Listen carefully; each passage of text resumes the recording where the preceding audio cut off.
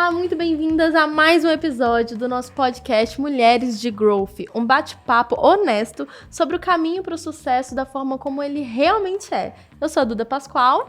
E eu sou a Thaís Sterenberg. E a gente hoje tá com uma convidada muito especial, a Bruna Marques. Provavelmente você já viu algum conteúdo dela no LinkedIn. Bruna, além do conteúdo do LinkedIn, o que mais você faz? Olá, pessoal. Primeiro, obrigada pelo convite. Estou muito honrada de estar por aqui. Bom, além de LinkedIn, eu sou head de comunicação, atração e HRBP na empresa Pra Valer. É uma indie fintech, então é uma financeira tecnológica que olha aí para o ecossistema de educação. Muito prazer estar aqui com vocês. Legal demais, Bruna. Bom, conta um pouquinho pra gente a sua história. Antes de você ser influencer, head, o caramba, conta um pouquinho de onde você veio, o que você fez. Vamos lá. Acho que algumas vezes eu começava contando de mim focado na carreira profissional, né? No profissional e na trajetória, mas eu fiz um exercício recentemente de me olhar e me apresentar de uma outra forma, e também contemplando outras categorias e outras esferas da minha vida. Então, antes de tudo, eu sou filha da Carminha e eu sou uma filha de mãe solo. Eu acho que isso diz muito sobre mim, né? Sobre a mulher que eu me tornei, a profissional que eu me tornei. Minha mãe me criou sozinha, né? Sem apoio financeiro, enfim, e se sacrificou pra caramba pra eu ter as oportunidades que eu tive, né? Então, se esforçou pra caramba pra eu estar onde eu tô. Então, quando eu olho pra minha história, e fiz um exercício recente, assim, de... Putz, o que... né, eu me incomodava de me apresentar só como a profissional. O que tá por trás disso, né? Qual que é a minha história, de fato? Então, ter crescido com uma mãe que... foi a principal, né, e a única provedora aí que me educou e que cuidou de mim e ao mesmo tempo tinha que ser, né, a responsável financeira ali pelas nossas vidas, direcionou muito a pessoa que eu sou hoje, a mãe que eu sou hoje, né? Então, além de filha da Carminha, eu sou mãe do Tom, de 2 anos e meio, e eu sou head... Foi mal. Perdi. Vamos lá. Tá. Eu sou mãe do Tom, de 2 anos e meio. E, bom, na minha trajetória profissional, não foi uma coisa fácil, não foi uma coisa simples escolher uma carreira. Eu não fui aquela pessoa que tinha certeza do que ia fazer. Tinha amigas que falavam, ia fazer odonto, medicina. E pra mim nunca foi simples. Eu fui aquela pessoa que fiz cursinho, pensou um tanto, queria ter viajado e feito algum intercâmbio, alguma coisa antes de entrar pra faculdade. Mas não tinha, enfim, não tinha questões financeiras ali que me possibilitassem na época. Enfim... Cursei Relações Públicas 1 ano, na Casper Libero, tranquei. Nesse meio tempo, trabalhei com eventos, trabalhei na Fundação Casper Libero, trabalhei no centro de eventos ali da empresa. Mas não me encontrei, tranquei a faculdade e fiquei um tempo ali fazendo alguns freelas, trabalhei com eventos, trabalhei como modelo. Tem até um case engraçado, curioso, que eu fiz campanha de cabelo na Tailândia para Dove. Foi bem legal, bem curioso.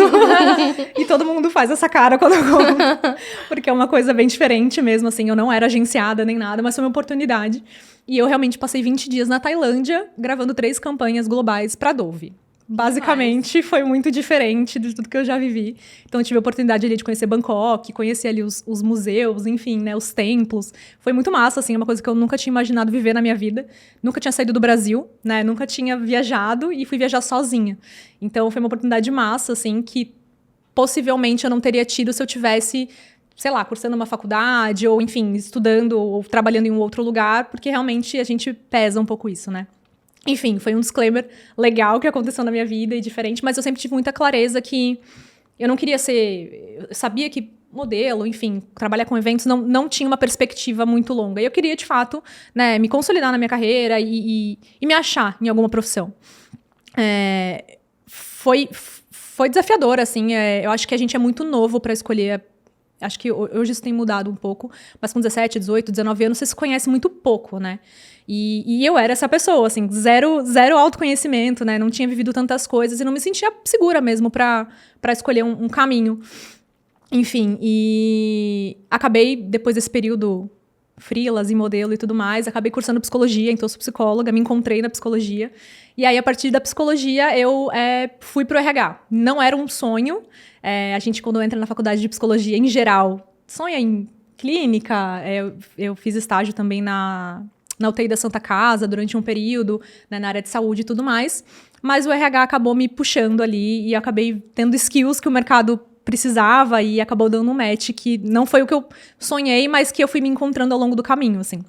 Então, resumidamente, depois que eu me formei psicóloga, eu comecei a recrutar. Então, nesse meio do caminho também tem um disclaimer importante, acho que é uma parte importante da minha trajetória. Eu empreendi durante 4 anos. entre o meio, antes da faculdade e depois que eu iniciei a faculdade. Então, nesse meio do caminho, eu empreendi durante 4 anos. Tive uma empresa de tecnologia. Não foi um empreender glamuroso, como é hoje, de investidor anjo, investidores, não. Foi um dinheiro do bolso. Mas foi uma experiência muito massa, assim, que me ensinou muito a tirar as coisas do papel sem ninguém te falar o que você precisa fazer, assim, né? Você não tem um chefe. Um cliente ligava e falava, putz, como é que eu resolvo isso? Não sei. E eu tive que aprender, né? No Google, ligar para as pessoas e realmente ir atrás, assim. Então, acho que me deu esse jogo de cintura para me jogar e aprender algumas coisas sem ter um direcionamento, sabe? Então, eu empreendi, mas sabia que não era o que eu queria para minha vida. Acho que foi super válido. Num momento que eu ainda não tinha me encontrado profissionalmente. E, enfim, alguns astros ali se alinharam. A gente recebeu uma proposta para vender a nossa carteira. E aí eu realmente me joguei no mundo de people, né, de RH. Comecei a recrutar, então depois de empreender durante 4 anos, eu virei estagiária de novo com 27 anos. Eu me formei bem mais tarde do que o normal.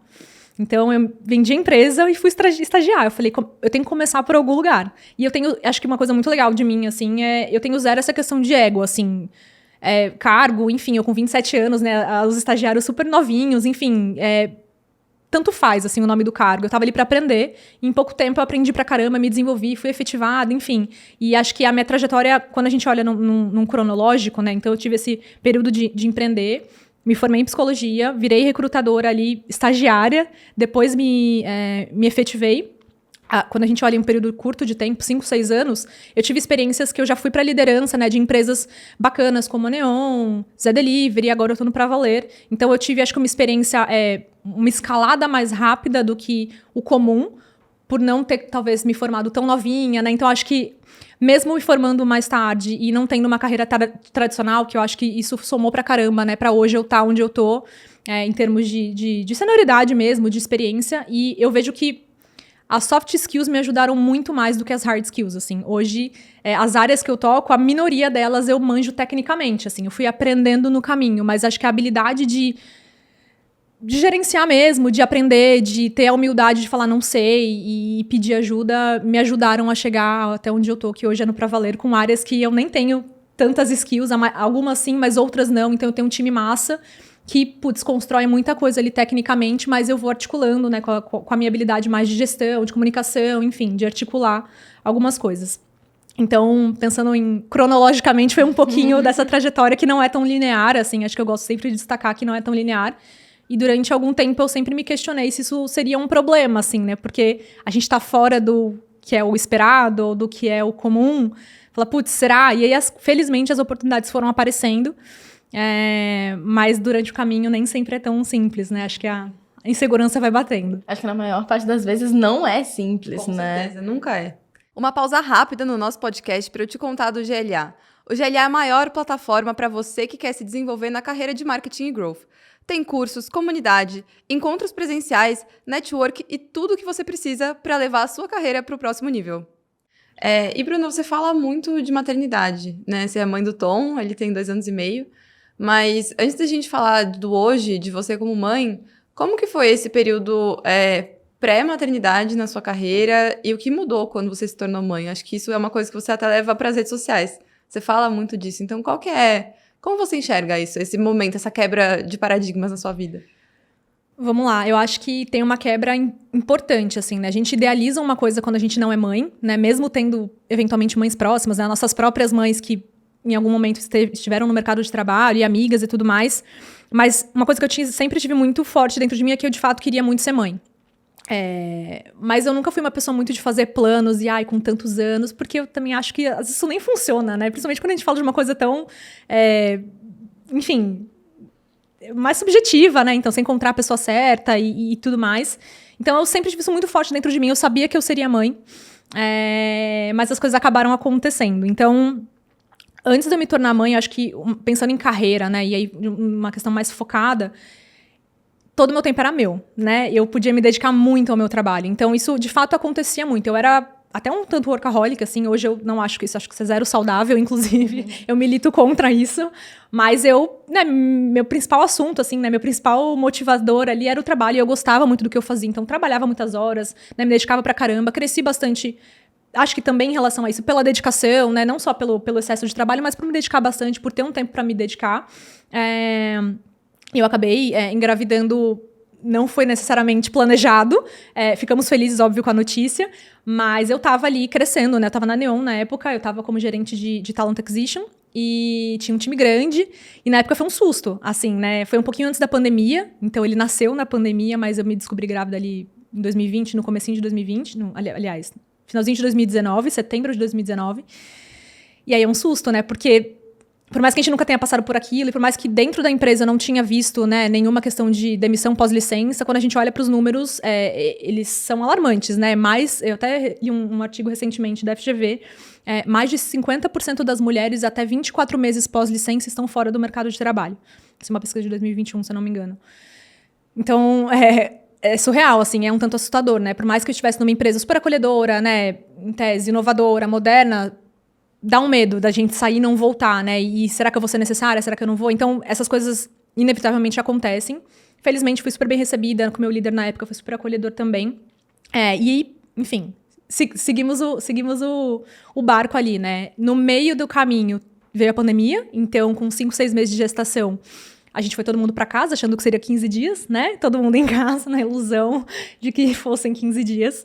E, enfim, encarei ali aquele período, né, do nascimento dele, e aí precisei sair de licença, né? Saí de licença maternidade, fiquei 5 meses, na verdade, 4 meses da licença, mais um de férias. E quando eu voltei, foi bem desafiador, assim. Eu acho que o principal quebra de paradigma, assim, o principal desafio foi eu me dar conta de que eu não tinha mais todo aquele tempo, no sentido de eu tinha outras prioridades também. E naquele momento, meu filho era minha prioridade, ainda é, e acho que sempre vai ser. Mas, óbvio, né, quanto menor a criança, né, quanto mais dependente de você, mais tempo ela exige, né, fisicamente, mentalmente. E várias questões internas mesmo, né, de eu vou conseguir ser a profissional que eu era, ou não volto a ser, já adianto que não voltei. Eu voltei de outra forma, né, com outras skills, com um senso de priorização muito maior, porque eu tinha, em tese, menos horas e acho que menos espaço mental também. Eu acho que é uma coisa importante de destacar, assim. Eu, pré-maternidade, eu tinha... isso, tudo que estava na minha cabeça, eu tinha muito tempo. Até no final de semana, a gente inevitavelmente pensa no trabalho. Putz, tem aquilo para fazer. E a cabeça meio que roda ali, né, no paralelo, pra gente colocar ali em prática durante a semana. E quando você tem um filho, tudo se inverte, assim. Pra mim, assim, uma pessoa que sempre gostou muito do que fazia, sempre foi muito dedicada e sempre comprada. Enfim, eu sou muito intensa e muito inquieta e muito agitada. Então, quando eu voltei e eu percebi que as coisas não necessariamente teriam o mesmo ritmo, pelo menos por um tempo, no trabalho, porque, obviamente, eu tinha uma carga de não dormir, né? Privação de sono, com um bebê pequeno em casa, com outras preocupações, enfim. Isso foi um desafio, assim. E aí foi muito trabalho de terapia pra eu me reencontrar como profissional, pra eu entender quem eu seria depois, né, quem seria a mãe do Tom, e acho que por isso veio esse movimento também, né, eu intencionalmente, quando voltei de licença, eu fiquei 2 meses na Neon, e aí eu pedi demissão. Enfim, por N questões, eu não me encontrei mais ali, eu acho que eu voltei uma outra pessoa, a empresa tinha mudado um tanto também, liderança e tudo mais, não foi nada específico, mas acho que eu não me coube mais ali. E aí me abri para o mercado. E aí foi quando surgiu o Zé na minha vida, o Zé Delivery. Então eu entrei no Zé, eu tinha acabado de voltar praticamente de licença maternidade, ainda estava me descobrindo. Hoje, quando eu olho em retrospecto, eu me acho um pouco maluca e um pouco corajosa, né? Porque você voltando de licença, sem conhecer ninguém, né, numa empresa nova, e estava 100% remoto ainda, né? A gente estava em pandemia. Então, foi bem desafiador, mas eu acho que o Zé me abraçou muito, assim. Eles têm uma cultura muito legal, muito humana, e me permitiu... inclusive, militar, entre muitas aspas, né? Mas militar a minha maternidade e que eu trouxesse minha maternidade de uma maneira muito forte dentro do Zé. E aí que começou, né? A mãe do Tom no LinkedIn, né? Eu intencionalmente coloquei, antes do meu cargo, Bruna Marques, mãe do Tom, e aí sim o meu cargo, e eu comecei a dividir um pouco sobre os perrengues mesmo de estar em casa, em pandemia, né, um trabalho remoto, com um bebê que ficava doente, né, obviamente, eventualmente, precisava trabalhar e queria a minha atenção. Então, foi mega desafiador, e conforme eu fui dividindo esses perrengues, enfim, esses desafios, porque eu vi isso pouco no LinkedIn. Eu acho que fui a única, não fui a pioneira, mas eu vi isso muito, acho que até pela minha própria rede não ter, né, esse tipo de conteúdo, eu comecei a colocar ali fotos caseiras mesmo, dividir o que estava rolando e tudo mais, e aí teve uma identificação bizarra, assim. Muita gente, assim, óbvio, em sua maioria mulheres, mas pais também, enfim, falando um pouco desses perrengues, de como estava sendo desafiador essa questão de pandemia, e de trabalhar remoto com uma criança ou mais crianças em casa, e como que o mundo corporativo também estava abraçando essa nova realidade, né? Porque a gente convenientemente ignorava uma divisão entre vida profissional e vida pessoal, né? Até a pandemia. Eu acho que alguns lugares menos, mas a maioria sim. Então a gente teve um merge ali que a gente não teve muito controle, que as coisas de fato se misturaram. E as empresas e os líderes, né, e a liderança precisou lidar com isso de uma outra forma. Então, eu vi ali um espaço que tinha um gap, eu acho, uma necessidade das pessoas falarem mais sobre isso. E aí a gente começou várias conversas, assim, começou a se consolidar uma comunidade mesmo, da gente trocar, e sempre muito genuíno, assim. Eu nunca pensei muito no que eu ia publicar, ter planejamento de conteúdo, nunca foi nesse lugar, assim. E aí, sempre que as coisas iam acontecendo, e além de falar de maternidade, eu sempre, acho que um tópico ele puxa o outro, né? Eu sempre falei muito de eu no lugar de líder, né? De liderança humanizada, porque eu tento ter muito essa empatia e, enfim. Não sei se vocês conhecem, só um disclaimer. Pontos fortes é uma metodologia, um assessment, na verdade, né? De pontos para identificar os nossos pontos fortes. E meu primeiro é empatia. Então, eu fiquei um pouco... Não fiquei surpresa, mas falei, caraca, eu não tinha noção de que isso era tão forte em mim. E, de fato, eu prego muito isso, que a gente veja as pessoas antes das profissionais, assim, né? Quando alguém do teu time tem alguma questão familiar, alguma questão pessoal, de saúde ou não, enfim. Eu não consigo separar as duas coisas. Para mim, isso é inerente, assim. E eu sei que isso é meio novo no mercado de trabalho. E durante muito tempo, eu me questionei se teria espaço para isso, ou se todas as empresas iam tolerar ou não, porque às vezes é legal no LinkedIn, mas dentro de casa nem sempre, né? Enfim. Então, eu falo muito desse lance de liderança humanizada que foi muito importante para mim, como liderada, ter esse acolhimento e essa questão de líderes que fossem humanos, de fato, e que me olhassem para além da Bruna profissional e além dos resultados. E também de saúde mental, né? Eu acho que foi uma tríade ali que precisou se consolidar. Eu falo muito disso. Eu tenho tenho alguns anos questões de saúde mental, enfim, que trato há muitos anos. Já falei de ansiedade, enfim. Acho que é uma constante também. Hoje eu ainda, me trato, faço terapia.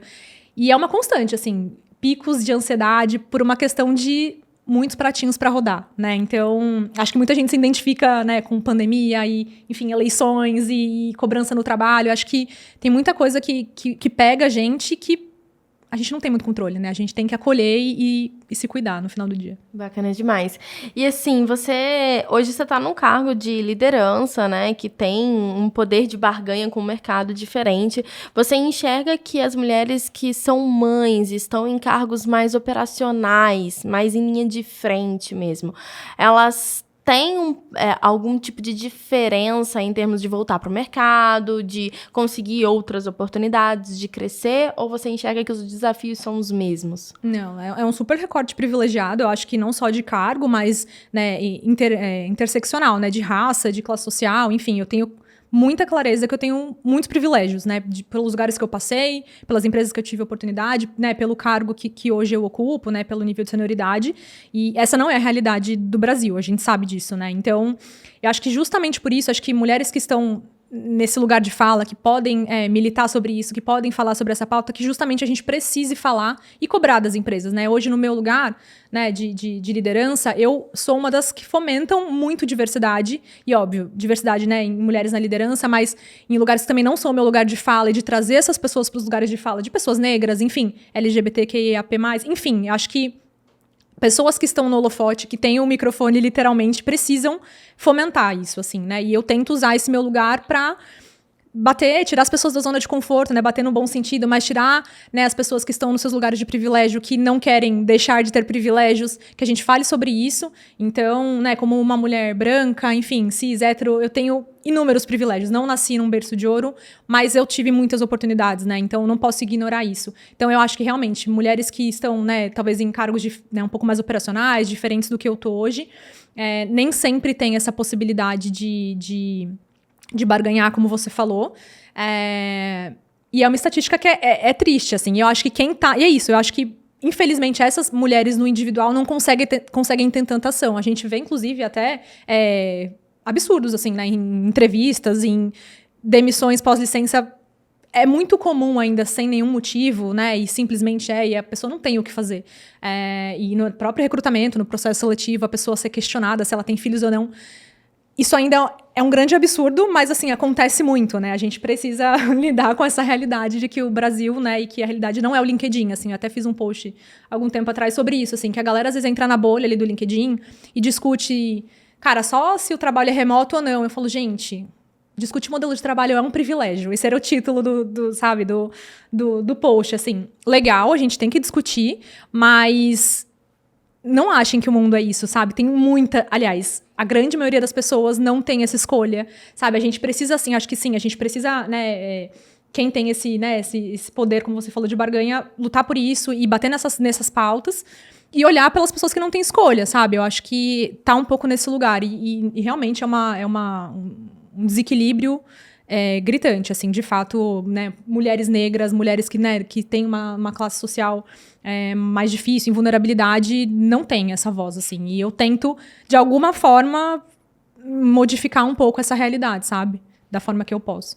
Até esse desequilíbrio também passa por uma questão financeira, né? Muitas vezes a mulher volta de licença e não necessariamente ela tem a mesma oportunidade de ter receita do que ela tinha antes, seja num trabalho CLT, seja porque ela teve uma demissão e precisou empreender. E aí, olhando tanto para a sua história mesmo, pessoalmente, quanto para você como uma profissional do RH, de uma área de pessoas, você enxerga que isso é realidade? Você passou por isso, por um desafio financeiro quando você buscou voltar de licença, até porque você mudou de emprego logo que você voltou. E como você acha que o papel do seu lado profissional, né, do seu lado como RH, pode ajudar nesse sentido, olhando para a parte financeira? Boa. Eu, de novo, né, no recorte privilegiado não tive, acho que, né, pedi demissão e foi uma escolha minha, né, eu não fui desligada, eu não fiquei um tempo no mercado, mas foi uma escolha privilegiada. E aí, olhando né, pelo meu viés, pela minha lente de pessoas de recursos humanos, eu acho que a gente tem um papel importante em relação ao letramento, né, eu acho que tem algumas iniciativas aí no mercado que já fazem isso, né? Enfim, filhos no currículo, enfim, algumas outras empresas que fomentam a parentalidade dentro das empresas. Mas eu acho que a gente, como people, né? Diversidade e tudo mais, letrar e provocar os líderes nesse sentido, né? Vou dar um exemplo. Putz, eu, por exemplo, como HRBP ali, né? Como parceira de negócio de alguma das áreas, eu ouço um líder falando, eu vou desligar a fulana após licença maternidade, sei lá. Porque não performou, não estava performando. E aí, provocar ele naquele lugar do tipo, mas você já parou pra pensar como tá sendo desafiador esse retorno? Que ela ainda tá se reequilibrando e que, putz, ter um bebê em casa é desafiador mesmo. Que, de fato, talvez nos 3, 4, 5, 6 primeiros meses, ela não entregue tanto, né, em termos de resultado, quando ela entregava antes de sair, mas é porque a vida dela está de ponta cabeça, né? Basicamente, ela tem um ser humano que depende dela.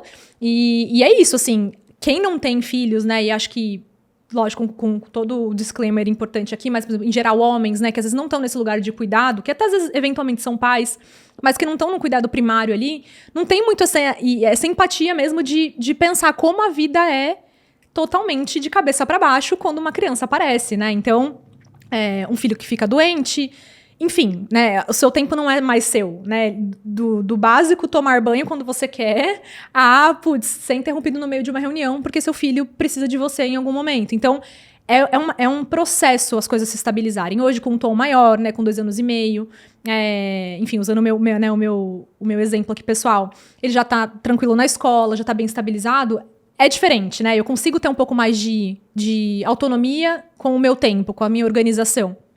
É mais raro terem esses imprevistos. Mas, retomando até, né, acho que é importante dar essa provocada em situações como essa, por exemplo, né, questionar e perguntar e fazer as pessoas se colocarem nesse lugar, né, que não sentem essa dor, né, que não estão nesse lugar por puro privilégio. Então, acho que a gente tem um lugar um tanto nessa questão de letrar e de zelar por essa mulher, né, na medida do possível nesse sentido, assim, de acolher, de... Uma iniciativa muito legal que eu propus, e aí eu não consegui ver os efeitos dela, porque eu saí do Zé, mas eu estava como uma das representantes de parentalidade, né? Ela tinha alguns grupos de afinidade e tinha um comitê de diversidade, e eu fui eleita uma das representantes de parentalidade, que era um onboarding pós-licença. Então, tem um onboarding quando a gente chega, né, na empresa, enfim, conhecendo tudo que... Como é, como não é, quem são as pessoas. E quando eu voltei de licença maternidade, e foi muito por uma... Eu tenho certeza que não fui a única, mas uma dor que eu senti muito forte quando eu voltei, que muita coisa tinha mudado. Em 6 meses, né, em uma startup, empresa de tecnologia, vocês sabem, vocês podem imaginar... É outra empresa. É outra empresa, exato. Então, tinha mudado desde diretora da minha área, né, de gerentes de marketing. Eu falava, gente, a maioria das pessoas que eu tenho interface eu não conheço. Alguém me ajuda. Então, voltar já é difícil. Voltar, você fala, meu Deus, quem eu sou como profissional? Como é que eu vou me organizar nessas demandas da vida, / de agenda, enfim. E com tudo isso mudando, né? Então, eu falei, putz, o quanto teria me ajudado ter um onboarding pós-licença? Sei lá, uma semana. Falar, Bruna, ó, essas áreas aqui que você tem interface, ó, agora mudou o gerente, a pessoa que olha, sei lá, social media, essa pessoa aqui agora. Um mini onboarding, sabe? Ó, o que aconteceu nesses 6 meses que você ficou fora com a empresa? Porque eu sinceramente, desliguei, assim. Foram 6 meses que eu me dediquei ao meu filho e eu realmente não queria saber nada da empresa. Eu falei, gente, não me liguem. Quando eu voltar, vocês me contam. Porque eu realmente mergulhei, assim, é muito intenso, assim. São 6 meses que as pessoas falam, nossa, é meio ano. Mas ao mesmo tempo que é muito tempo, os dias, eles meio que grudam um no outro, assim. É uma rotina tão insana que você não dorme. Então, eu entrei numa outra, sabe, em Nárnia, assim. A gente brinca em Nárnia, assim. Você entra numa outra vibe. Então, eu realmente me desconectei muito do mundo corporativo, das notícias, do que estava acontecendo no mundo. Até por uma questão, acho que, de preservação mental. Pois eu tinha um bebê e estávamos em meio a uma pandemia que não tinha vacina. Então, eu me alienei em algum nível também para conseguir tá bem para ele. E aí eu pensei nessa iniciativa de um onboarding pós-licença. E a gente estava estruturando, logo que eu saí, né? Óbvio, o comitê assumiu. Mas a gente ia fazer um piloto com uma mulher que estava voltando de licença, que era do nosso time de People também. E, enfim, não sei como é que rolou, mas eu estava muito animada, assim, de ter esse onboarding, de contar todas essas novidades. E minimamente acolher. Eu acho que só esse movimento de mostrar para essa mulher que a empresa tá aberta a entender esse novo momento dela e que isso é transitório, né? Que ela vai se transformar e que ela continua sendo uma profissional capaz, inteligente e que é natural que ela, em algum nível, duvide um pouco dela. Eu acho que é comum, eu não posso dizer, obviamente, por todas as mulheres mães, né? Mas de duvidar da sua própria capacidade. Em alguns momentos eu falava, cara, será que eu ainda sei trabalhar? Porque a gente fica 6 meses... Imagina quando vocês ficam 1 mês de férias. Uhum. Você não quer pensar no e-mail, né? Você não quer pensar em nada. Quando você volta, você fala, meu Deus, como é que abre o e-mail? Não sei nem digitar no Slack mais. Então, imagina uns 6 meses em que sua vida mudou completamente. Então, o cérebro, ele precisa de um tempo para localizar pro seu lado mais racional, se apurar de novo. Enfim, né? Então... Tem esse momento de acolhimento e ajuda muito. Quando, né, eu fico imaginando, por mais que eu não tenha passado, por mulheres que estão num ambiente hostil, né, inóspito nesse momento tão frágil e que não acolhem de alguma maneira esse momento. Então, eu acho que principalmente nesses 3, 6 meses, assim, né? Principalmente os 3 primeiros meses são muito desafiadores. Então, talvez ter esse onboard, talvez ter uma mentoria com outras mães para trocar como é que foi. Esse era um dos steps, inclusive, né? Ter uma buddy, alguém que já tinha passado por aquilo, né? Uma mãe que já tivesse voltado de licença há mais tempo, que pudesse trocar. Porque, às vezes, só uma mãe entende outra mãe. Sei lá, quando fica doente, vacina, enfim, assuntos N, assim, que por mais que outras pessoas sejam empáticas, às vezes ter uma pessoa que já passou por aquilo e falar... Vai passar. Eu tive uma amiga que não foi uma mentora oficial, mas que ela falou, Bru, eu te entendo, eu passei por isso e vai passar. Respira, vai que vai, porque você é incrível e vai dar tudo certo. Então, talvez só essa luz no fim do túnel ajude, sabe? Então, eu acho que existem algumas iniciativas que as empresas podem fazer, né? Os profissionais de RH podem fomentar. E aí, muito na linha de letrar e de educar a liderança e de provocar esses lugares de empatia mesmo, porque não quero me estender muito aqui, mas só para fechar, que eu acho que diz muito sobre o que eu penso, assim. Quando a gente pensa em criação de filhos, em geral, a gente atribui muito a pai e mãe, né? E tem um provérbio, se não me engano, é um provérbio africano, que ele é bem famoso, inclusive, que é preciso uma aldeia para criar uma criança, para educar uma criança. Isso é muito verdade, que por mais que a gente não viva mais em aldeias ou em comunidade, a gente precisa pensar que criar um ser humano é um dever social. Se todas as mulheres do mundo amanhã falassem, não terei mais filhos, a nossa humanidade ia acabar. É um exemplo muito bobo e muito básico, mas ilustra um tanto o quanto a gente é importante, né? O quanto é importante a gente ter esse olhar mais amplo, esse zoom out de olhar para que não é só aquela mulher ou aquele homem que é responsável por aquela criança, o quanto o entorno, né? O quanto a comunidade, a rede de apoio, a liderança, enfim, né? Pensando no mundo corporativo, o quanto isso também é importante para que a gente consiga ter, né, mulheres em ascensão na carreira, né, homens mais presentes para que essas mulheres também, né, homens pais mais presentes para que essas mulheres consigam se dedicar às suas carreiras, enfim. Então, acho que é um grande ciclo, assim, uma coisa vai puxando a outra. Sensacional. Eu tô aqui super pensando, super refletindo. É sempre assim, desconcentra até da próxima pergunta. Mas assim, falando um pouco sobre receita, antes da gente começar a fazer esse projeto do podcast, a gente viu algumas pesquisas que mostravam que as mulheres, depois que elas têm filhos, elas têm uma redução de receita de pelo menos 20% e elas não conseguem mais retornar. Quem estiver escutando, depois eu até peço pra gente colocar o link dessa pesquisa para vocês darem uma olhada. Mas o que mais me preocupa não é que as mulheres, elas caem e elas retornam. Não, elas caem e elas não retornam mais. E os homens continuam. Como é que você acha que as mulheres, elas conseguem sair do que... Eu chamo isso de limbo, mas não é um nome científico. Mas como é que você acredita que essas mulheres... O que essas mulheres podem fazer para elas saírem disso? Tem um nome, uma expressão para isso que você falou, que eles chamam de degrau quebrado. Na carreira das mulheres. Então, já tem até uma expressão que tem estudos que fazem sobre isso, que, em geral, essa quebra é as mulheres pularem do grau básico, né, de analistas, seniors, para um nível de gerente, né? Então, ter esse step para o middle management ali. Então, isso é mais comum do que a gente imagina. Então, de fato, é um fenômeno, na verdade, que eles chamam de degrau quebrado, e que não é a maternidade não é a única variável, mas é uma das variáveis que, né, dão essa trava na carreira das mulheres. E que é isso, elas em geral, caem. E aí eu acho que é um ciclo muito complexo, assim, né? Uma vez que a mulher saiu do mercado de trabalho,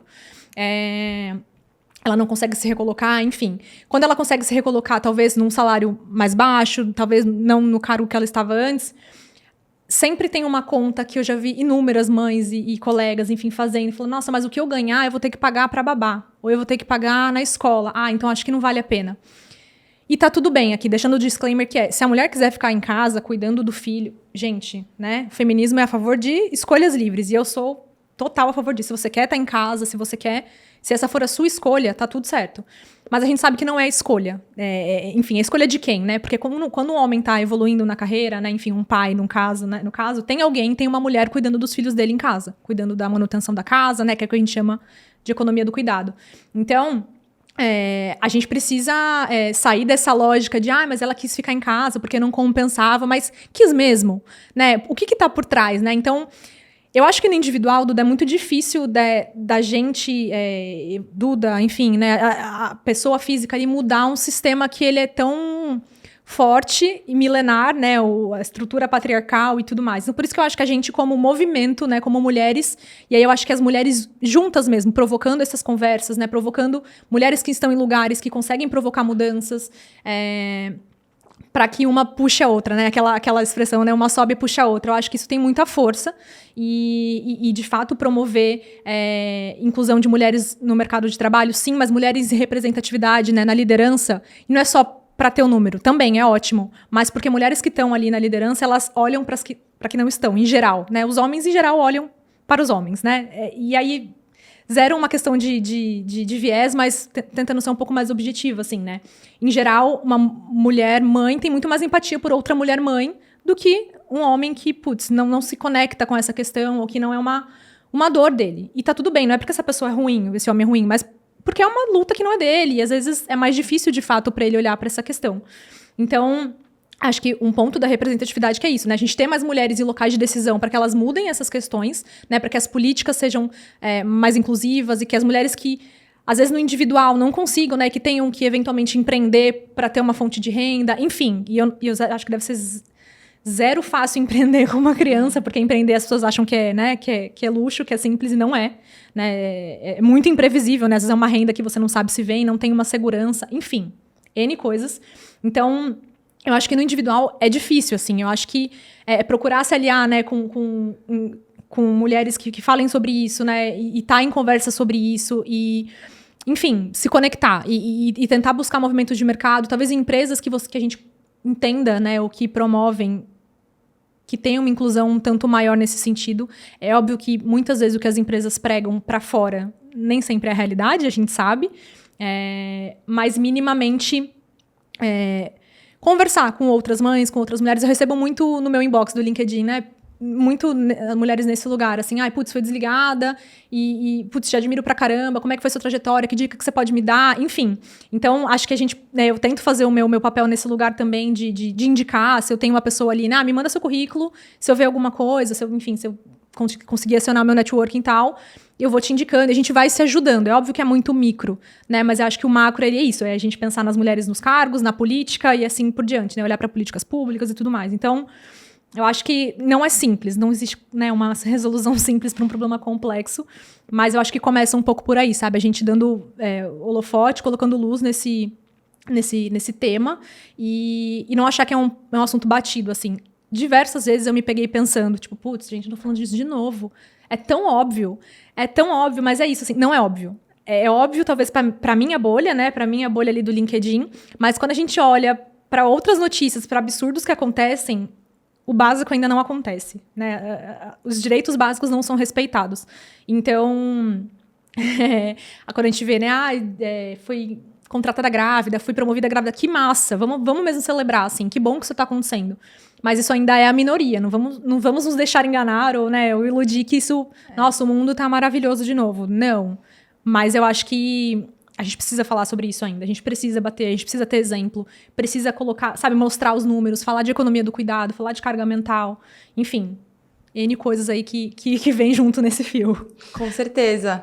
E uma das coisas que a gente percebeu que é muito comum entre as pessoas que a gente entrevistou e que a gente conversou para pensar nesse podcast é que, como a gente está falando aqui o nome do nosso podcast é Mulheres de Growth, a gente falou com muitas mulheres muito ambiciosas, que pensam muito na carreira, e quem não tem filho, das que a gente falou, poxa, eu gostaria de ser mãe, mas eu não consigo me enxergar sendo mãe agora.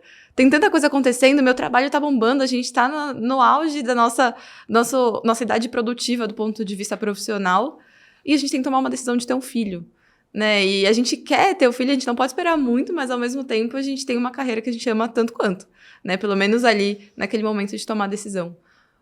Que tipo de dica você dá para uma mulher que pensa em ter filho, mas gosta muito da carreira, é muito ambiciosa, quer continuar crescendo, mas ainda assim tem esse outro sonho para colocar as duas coisas na balança? Olha, a gente tava falando ali nos bastidores, né? Eu ouvi vocês falando e realmente, assim, não tem hora certa para ter filho, né? Isso é um fato. Quando a gente, né, principalmente quando a gente tem uma carreira e coincidência ou não, né? Em geral, o nosso ápice da nossa carreira, né? Nosso ápice produtivo é o nosso ápice, né? Do nosso ciclo reprodutivo, né? Da nossa idade reprodutiva. Então, olha, não tem hora certa. Eu acho que se é um desejo de fato, né? Enfim, se é uma coisa que você quer saber que vai ser desafiador, né? Eu acho que se cercar de rede de apoio é um ponto importante, porque, pelo menos para mim, foi muito dolorido e poderia ter sido menos. Eu acho que muito pelo meu histórico, enfim, pela minha história de vida. Como eu falei, eu fui criada só pela minha mãe, né? Enfim, ela tinha rede de apoio escola, né? Rede de apoio paga ali.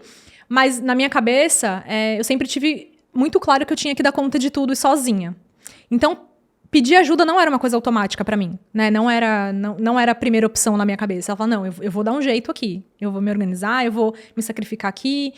Só que quando entra uma terceira pessoa ali, né? Um ser humaninho que, assim, é humanamente impossível. Mesmo quando a mulher está dedicada exclusivamente ali a cuidar de um filho, é exaustivo, assim. É uma demanda 24/7 que, se você não tiver um apoio, é muito difícil. Então, acho que, tentando focar objetivamente na pergunta, assim, se é um desejo genuíno, ter clareza que, em um período, de fato, você vai dar um break na carreira, porque, obviamente, você vai sair de licença maternidade e que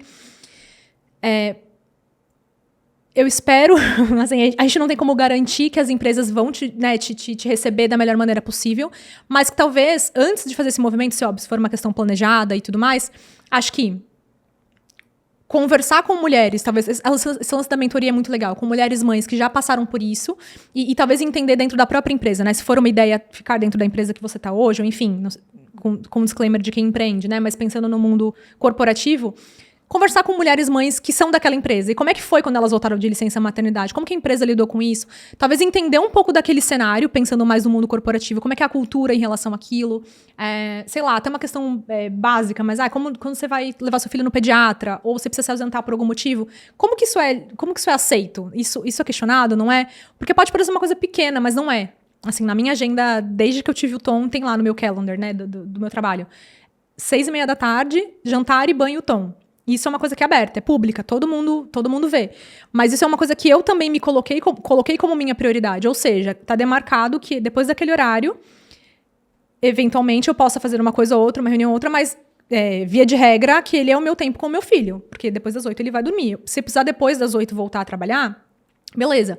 E a empresa sempre respeitou isso, né? As empresas que eu passei. Então, acho que talvez entender um pouco do seu cenário, porque se for um cenário muito tóxico, enfim, ou inóspito nesse sentido, pode ser que você tenha uma surpresa desagradável quando você volte. Isso não é uma exceção só para mulheres em cargos, né, não tão de liderança, enfim, não tão elevados e tudo mais. Eu já vi heads, enfim, diretoras de voltarem de licença, porque, né, de voltarem de licença maternidade e não terem mais espaço para ela ali, assim, de grandes empresas.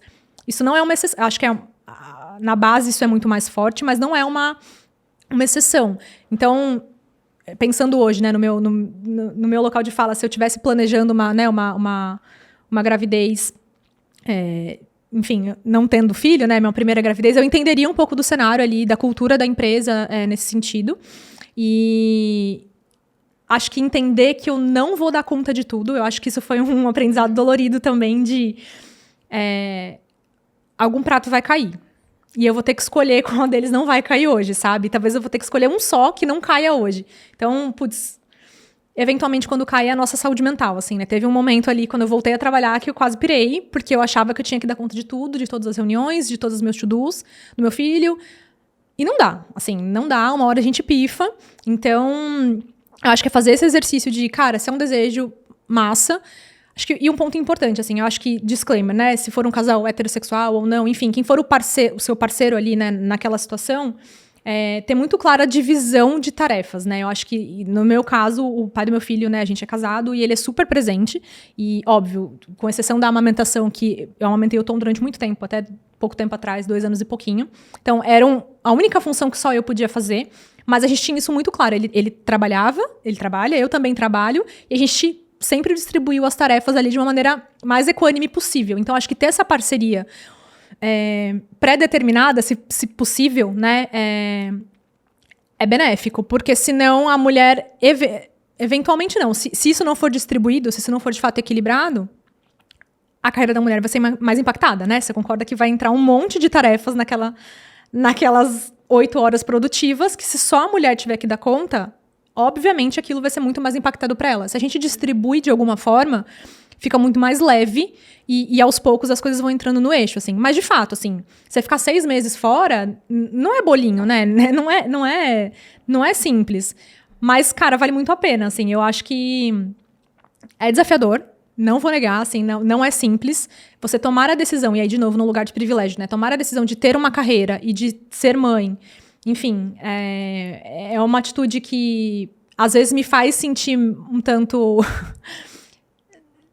em falta. Acho que às vezes não, praticamente sempre, né? Eu me sinto falar, nossa, semana foi massa, fiz muita coisa no trabalho, entreguei muita coisa. Eu falo, nossa, mas eu fiquei mó pouco tempo com o Tom, sabe? Tipo, putz, tô meio ausente com ele, aí eu sento no chão e brinco com ele. Ou se eu, sei lá, passo um fim de semana brincando pra caramba com ele, me desligo super do trabalho, eu falo, nossa, mas eu nem pensei no que eu tinha que fazer na segunda-feira.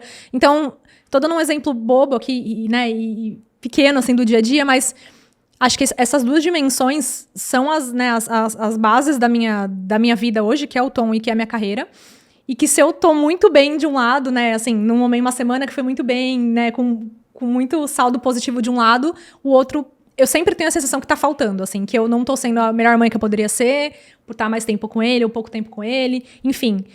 Mas se eu tô entregando pra caramba no trabalho, né, enfim, se eu não tô entregando tanto no trabalho, mas, putz, que minha saúde mental tá precisando de um respiro e, putz, ficar com o Tom às vezes me recarrega, então é uma balança que eu não sei se tem um equilíbrio, tá? Se tiver, alguém me conta depois se tem um dia que chega um equilíbrio, mas eu acho que a gente vai aprendendo a lidar com uma autocobrança, que acho que já é natural de nós, mulheres, no mercado de trabalho, né? Enfim, historicamente, já tem essa questão.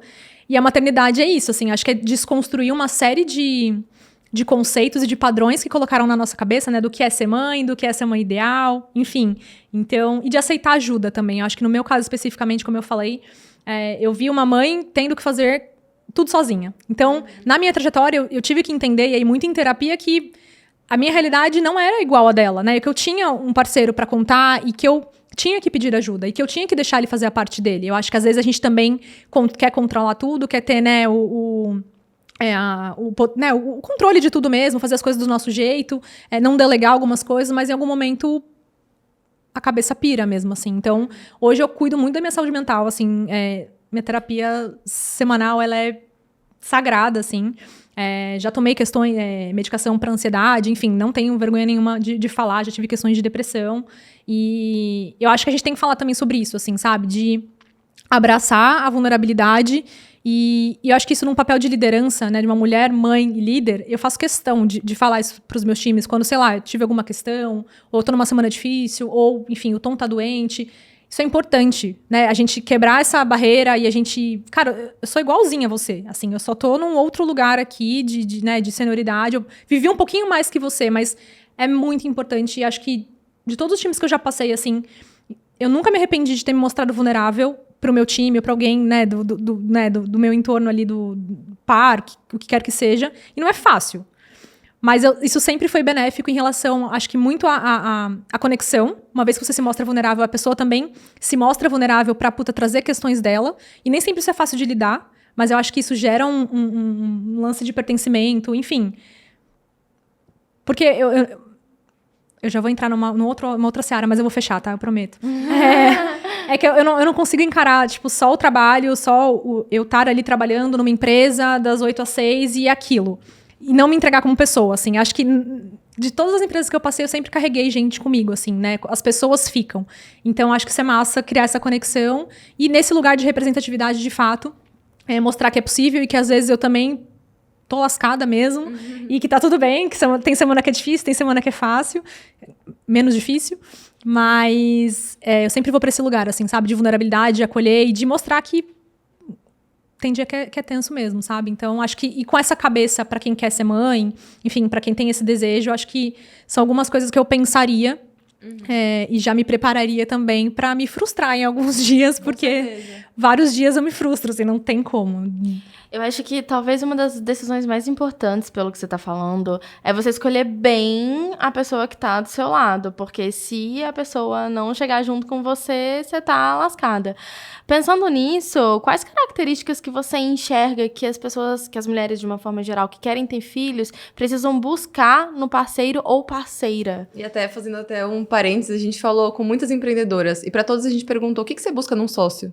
Querendo ou não, seu marido vai ser seu sócio de vida. Né? E o que você busca numa pessoa que vai estar ali, quase que sendo seu sócio ou sua sócia? Talvez no maior empreendimento da sua vida. No maior empreendimento da sua vida. Total. Não, eu acho que é até mais do que porque uma empresa você fechar e aí vai cada um pro seu lado, né? O filho não, o filho é pra sempre. Você estando juntos ou não, não tem muito como, né? Mas enfim, eu acho que... Nossa, acho que nunca me perguntaram isso, adorei a pergunta. No meu caso, tá? Vou trazer uma questão pessoal. Eu acho que de fato, ver se aquela pessoa, né, aquele homem ou aquela mulher, de fato, quer criar um filho. Na verdade, muitos querem... Muitos não... de fato, você quer ser pai ou mãe, mas muitos querem ser pai, vou usar aqui no masculino no meu caso. Muitos querem ser pai, mas nem todos querem ter um filho, né? Nem querem ter o trabalho de criar um filho.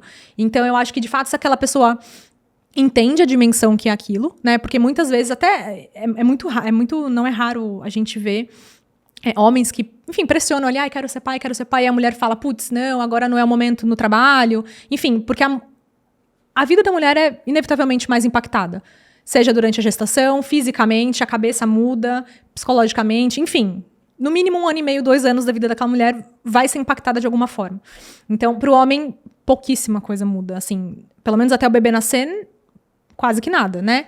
Então, de fato, a gente fala que a mãe vira mãe quando engravida e o pai vira pai quando o bebê nasce. Por mais que o cara seja parceiro, que vá às consultas, que foi o meu caso, tava ali, tocava violão pra barriga, porque ele é músico também. Enfim, ele tava ali. Mas, pra ele, a ficha caiu quando a criança nasceu. E ele pegou a criança no braço e falou, meu Deus do céu, agora realmente de verdade. E a gente não, né? Eu já sentia enjoo, minha barriga tava crescendo, meu corpo se transformando. Eu já com N questões, falei, meu Deus, se eu voltar depois, será que eu vou ser demitida? Não vou... Tudo isso passa pela nossa cabeça durante os 9 meses, né? E pros homens, em geral, não. Então, eu acho que, de fato, ver se aquilo também é um projeto para aquela pessoa, que se, de fato, ela está disposta a construir aquele projeto em comum, e aí, independente da família em si, porque às vezes o casal pode não dar certo e, enfim, aquela pessoa continuar sendo um excelente pai para aquela criança. Né? Eu acho que se o projeto filho, o projeto pai, né? Parentalidade é de fato aquilo que uma pessoa quer, que aquela pessoa quer. E aí eu vejo isso muito... Pode ser uma exceção, tá? Mas assim, o que eu usei muito pra identificar e que eu achei que fez muito sentido é como essa pessoa lida com a família de origem dela, né? Enfim, no meu caso, né? Meu marido sempre cuidou muito da família dele, né? Da mãe dele, enfim, sempre foi muito preocupado com o entorno dele, né? Essa é uma pessoa que... Acho que generosidade diz muito sobre isso, assim. E é menos generosidade de, vou ajudar, é uma questão assistencialista. Mas generosidade em relação a se doar, de fato, né? De doar o seu tempo, de se sacrificar em algum nível. Porque tem muito sacrifício, assim, não tem como a gente romantizar. Tem, assim, não ter sono, né? Você ser privado de dormir durante muito tempo. E isso é um dos métodos de tortura mais tensos que existem, assim. E isso eu posso afirmar. Era o meu maior medo, assim. Quando eu fui engravidar, quando eu me vi grávida, eu fui pra terapia, e de verdade, assim, foram várias sessões de terapia, eu falava, era a Laís, minha terapeuta, eu falava, Laís, eu vou me transformar num monstro sem dormir, porque eu sempre gostei muito de dormir, assim, sabe? Tipo, sábado à tarde, friozinho, era meu hobby, assim, eu adorava assistir um Netflix e dormir gostoso, eu falava, isso vai acabar, e eu sem dormir, eu sou uma pessoa muito difícil, assim, com fome e com sono, é puxado, eu sou ariana, então quem é ariana sabe, é difícil. Então, eu tinha muito medo de verdade, assim. Eu brincava, mas no fundo eu falava, meu Deus. Porque eu sabia que isso era inevitável, assim. Ele sendo muito parceiro, nós dois vamos ficar sem dormir. Então, é muita entrega, né? É um sacrifício, de fato, grande. E ver se aquela pessoa tá, de fato, disposta a dividir aquilo contigo, assim. É óbvio que na hora do vamos ver, é o vamos ver, né? A gente pode teorizar um monte de coisa e, na prática, nem sempre as coisas acontecerem. Mas eu acho que... eu olho muito isso, assim. O quanto a pessoa tá comprometida com aquilo. O quanto ela é generosa nesse sentido de, putz, nem sempre ela... o que é dela prevalecer, né? Ela tá sempre tirando vantagem de alguma coisa, né? Tá sempre ganhando em algum nível. E... eu acho que é isso, assim. Parceria, acho que... não sei, pelo menos eu tenho uma intuição bastante forte, assim. A gente sabe quando alguém tá com a gente no sentido de, cara, eu tô contigo pro que deve sabe? E eu realmente espero que a gente fique junto aí pra vida inteira. Esse é um corte que você pode mandar pra ele. Uma declaração. Mas eu realmente acho que a gente... eu acho que uma relação duradoura, assim, eu acho que também é uma coisa legal de dizer, assim, é ter conversas difíceis, né? Eu acho que não existe segredo, assim. Viver a dois é difícil, né? Sendo 2 homens, 2 mulheres, enfim, né? Um homem e uma mulher, é difícil, ponto. Né? Quando tem um filho ainda no meio, vezes 3. Porque, assim, não é o que eu acho que vai prevalecer, não é o que ele acha que vai prevalecer. A gente vai ter que chegar num consenso, porque o filho é dos dois, nós dois temos histórias e referências diferentes, e a gente tá, né, os dois querem o melhor para aquela criança, mas nem sempre a gente vai concordar em coisas grandes, em coisas pequenas. Um vai ter que ceder. E eu acho que o nível, né, da entrega, quando a gente já tá namorando, né, sem ter um filho na relação, já existe um tanto, né? Vamos viajar, não vamos, ou sei lá, uma coisa menor, talvez, ou maior, enfim. Mas sempre tem um nível de ceder e de entrega, que a gente precisa, né? E acho que nesse momento a gente já consegue enxergar um pouco de como é a pessoa. Se ela nunca cede e sempre é do jeito dela, aí você já fala, putz, quando entrar um terceiro ali na questão, a coisa vai ficar muito mais... Com certeza. Mais difícil, assim. Então, acho que algumas coisas que vale observar de fato e que independente se a gente estiver junto, né? Enfim, ou não... Daqui a um tempo, eu tenho certeza, não tenho a menor dúvida de que ele sempre vai ser um pai incrível pro Tom e sempre vai ser muito presente, porque ele tem prazer em ser pai, ele, né, agarra as dores e as delícias, sabe? Também, não é só para os momentos bons, mas também acolhe as birras, também tem que lidar com os dias difíceis. Então, a gente eu acho que tem que ser isso. E não é o comum, infelizmente, quando a gente olha, né, mulheres que muitas vezes são chefe de família, são mãe solo com um homem dentro de casa, né? São casadas, mas são mães solos ali, assumem toda a questão de cuidado. Acho que ainda é a maior parte, se você for parar pra ver, né? Com certeza. Bruna, tá super bom o papo. Infelizmente, a gente tá caminhando pro final. Eu tinha mais uma pergunta aqui pra você, e até fugindo um pouco do espectro da maternidade, mas querendo ou não, você se tornou uma figura pública ali no LinkedIn, né? Você se tornou uma influenciadora, você tem uma voz forte, você virou LinkedIn Top Voice. E eu queria saber como que foi esse processo para você. Foi planejado? Não foi? É algo que você abraçou como parte da sua carreira, parte da sua vida? Tem algum objetivo ali pensando numa marca pessoal? Ou é muito com o objetivo de realmente trazer voz para uma causa?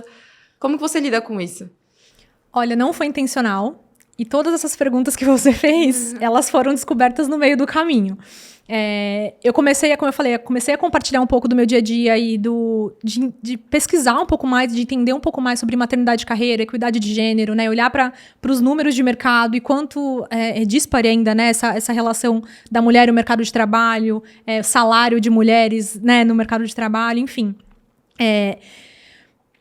Com o passar do tempo, sei lá, foi em questão de um ano, em questão de um ano, a coisa ganhou uma repercussão e um alcance muito grande, assim, os posts chegavam a muitas curtidas e compartilhamentos, enfim, pessoas que eu nunca vi na minha vida, né, a gente começou a criar realmente uma comunidade ali, e comecei a receber vários convites para conversas, podcasts, né, talks em empresas também no Dia das Mães, no último Dia das Mães, sei lá, eu acho que eu fiz mais de 10 conversas, assim, e de fato comecei a monetizar isso, assim, não era uma ideia, não era...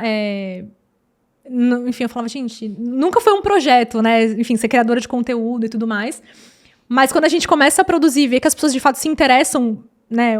Tem um nicho ali para aquilo que você está produzindo, falei, putz, interessante, assim, é uma coisa que me abriu um cenário bacana, mas que também exige uma dedicação, né? Eu acho que, como você falou, uma vez que você se torna, né, uma figura pública ali, você tem muita responsabilidade por aquilo que você fala. E eu tenho muito esse cuidado, assim.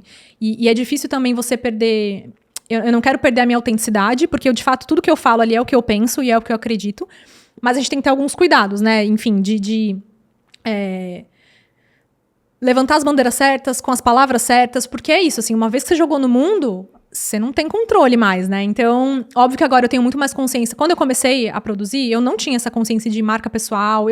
De verdade, não foi algo intencional nesse sentido.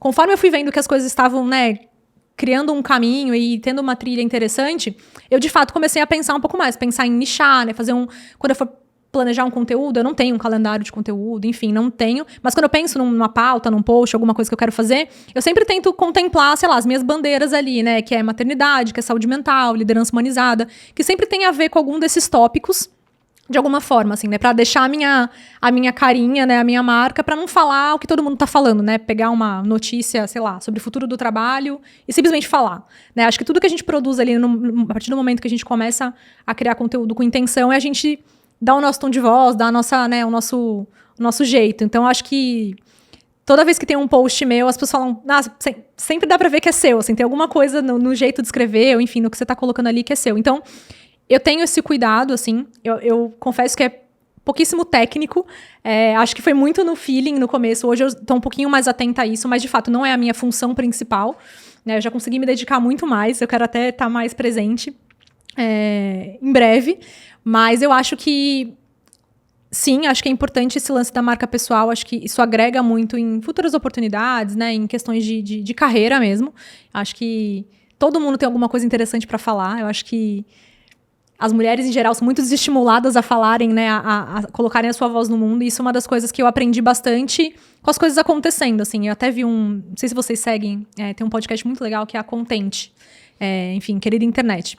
Enfim, tem um blog da Contente e tinha lá um postzinho que falava o que você falaria para sua profissional alguns anos atrás, assim, no início da carreira. E uma das coisas que eu falei foi se posicione, né, a sua voz importa. E eu nunca fui uma menina, enfim, uma mulher que foi, por incrível que pareça, né? Por mais que eu tenha tido um exemplo de mulher tão forte na minha vida, eu sempre fui muito... Não sei se submissa é a palavra, mas muito calada mesmo, assim. Nunca me coloquei, nunca me posicionei. Isso foi uma coisa que eu fui construindo, assim. Não é uma coisa que é natural minha. Hoje, quem me vê falando no LinkedIn, né, daquele jeito super empoderado e tal, foi uma construção. É genuíno, isso é verdade. Hoje, eu sou essa pessoa, mas foi uma construção. Então, eu vi também a oportunidade de levantar essa bandeirinha mesmo, né, essa causa de maternidade e carreira, de equidade no mercado de trabalho e apontar essas questões que quem está no poder, em geral, né, quando a gente olha para os... Teve até uma pesquisa, não é tão recente, mas sei lá, de 6 meses atrás, os 100 maiores CEOs do mundo, acho que, se não me engano, 4 eram mulheres. De 100. Então, assim, não são questões que eles querem necessariamente atacar, né? Então, eu vi como uma oportunidade, sim, de levantar, ser uma das representantes dessas causas, assim, sabe? Então, eu fico muito feliz, assim, quando as pessoas me relacionam para falar de algum conteúdo ou de algum, enfim, algum vídeo, algum podcast, algum conteúdo que seja, pra falar sobre maternidade e carreira, porque de fato né, as pessoas me enxergam nesse nicho, assim, e eu tenho bastante orgulho de estar aí, enfim, colocando luz a esse tema ainda tão tabu, né? Legal demais. Bom, gente, agora a gente realmente está finalizando o nosso podcast. Bruna, se você quiser compartilhar suas redes sociais para as pessoas te seguirem, acompanharem seu conteúdo, este é o momento. Boa. Bom, obrigada. Foi um super prazer estar aqui. É Bruna Marques no LinkedIn, é uma fotinho que eu tô com a mão assim, eu acho, com o cabelo preso, então é facinho de me encontrar, Bruna Marques pra valer. Instagram eu usava, mas enfim, não tá mais público, porque por motivos de não ter tempo mesmo, mas é só LinkedIn mesmo. E é isso, foi um super prazer trocar com vocês. A gente que agradece. Pessoal, continuem assistindo, porque tem muitos episódios muito legais aqui. Até mais. É isso aí, gente. Obrigada, Bruna. Obrigada.